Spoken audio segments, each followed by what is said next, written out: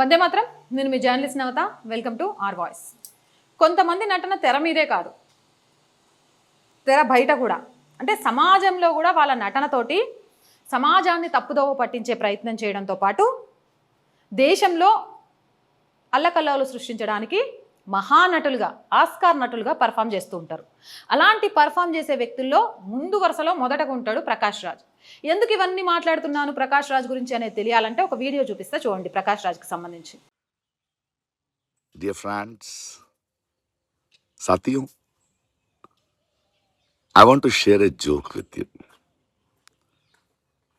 I am one of the 65 lakh voters whose vote right has been deleted from Bangalore constituency after SIR.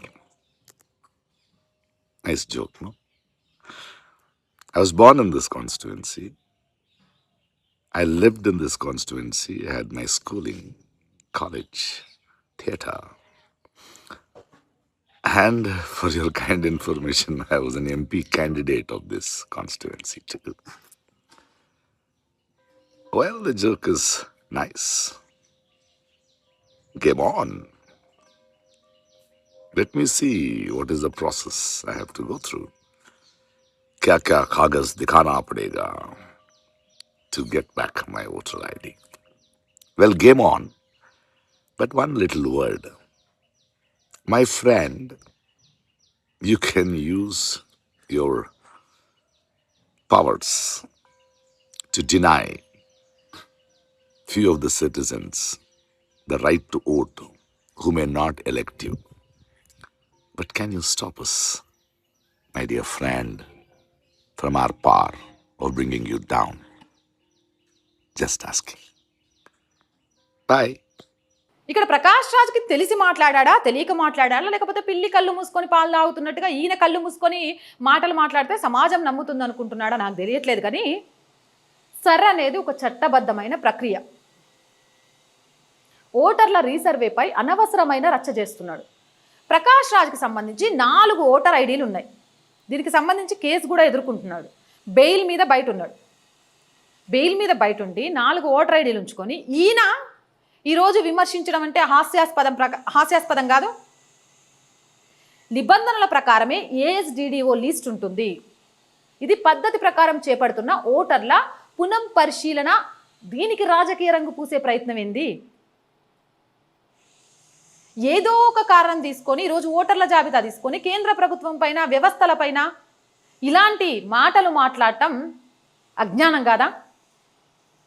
ఓటర్ల జాబితా ప్రక్షాళన రాజ్యాంగబద్ధంగా ఎన్నికల commission చేపట్టే సాధారణ ప్రక్రియ.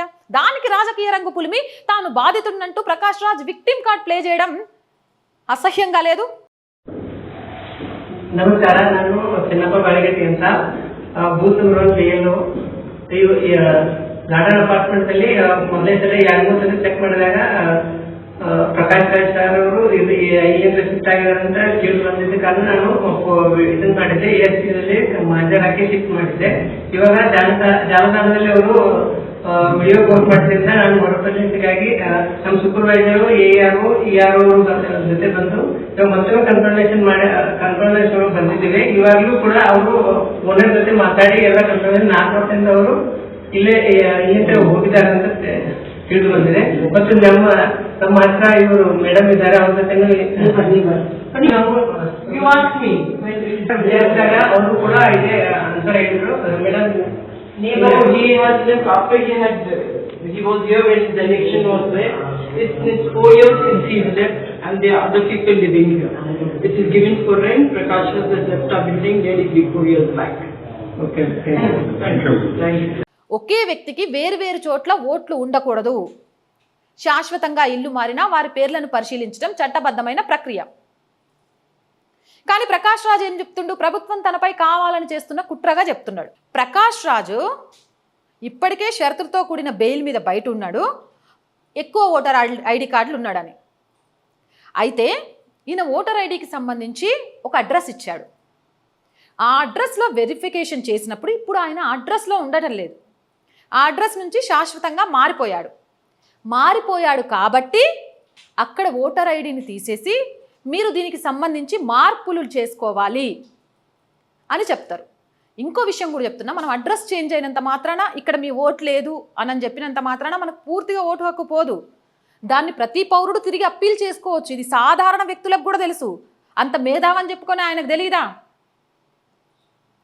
నేను అక్కడి నుంచి ఇక్కడికి అడ్రస్ మారాను, దీనికి సంబంధించి లేదా నేను ఈ అడ్రస్లో ఉంటున్నా అని చెప్పడానికి అడ్రస్ ప్రూఫ్ ఇది అని చూపించి దాన్ని చూపించవచ్చు కదా.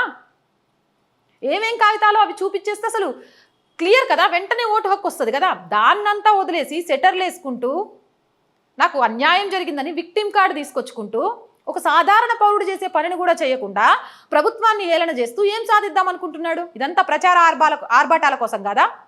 నీ ప్రచార ఆర్భాటాల కోసం, నీ ఇమేజ్ కోసం రాజ్యాంగ వ్యవస్థలను చులకన చేస్తున్నావా? నీ రాజకీయ ప్రాబల్యం కోసం ఇంత దిగజారిపోతావా? ఓటర్ల జాబితాలో నకిలీలు, డూప్లికేటు ఈ ఓట్లను తొలగించి ప్రజాస్వామ్యాన్ని బలోపేతం చేయాలి. చట్టానికి ఎవరో అతీతులు కాదు. ప్రకాష్ రాజ్ ఏమన్నా అతీత? తన సమస్యను చట్టబద్ధంగా పరిష్కరించుకోకుండా పొలిటికల్ డ్రామా ఆడటం ఎంతవరకు సమంజసం? ఇగో ఇట్నే సెల్ఫ్గా ఇజ్జత్ పోగొట్టుకోవడం అంటే. ఓ ప్రకాష్ రాజ్ సార్, నీకు తెలియదేమో చెప్తా. ఇప్పుడు నువ్వు అడ్రస్ మారినావు కదా, నేను పలానా అడ్రస్ నుంచి ఈ అడ్రస్కి వచ్చినా, ఈ నాకు సంబంధించి ఇగో ఈ అడ్రస్ ప్రూఫ్ నేను ఇక్కడ ఉంటున్నాను నువ్వు అప్పీల్ చేస్తే మళ్ళీ నీకు ఒక ఓటు వస్తుంది. ఒక ఓటే తీసుకో. గతంలో లాగా 4 ఓట్లు పెట్టుకొని నాటకాలు చేయకు. ఇప్పటికే బెయిల్ మీద బయట తిరుగుతున్నావు, జరభద్రం. ఇలాంటి మోర్ వీడియోస్ కోసం our group of channels, our voice, our political, our Sanskriti ఛానల్స్ని వెంటనే సబ్స్క్రైబ్ చేయండి.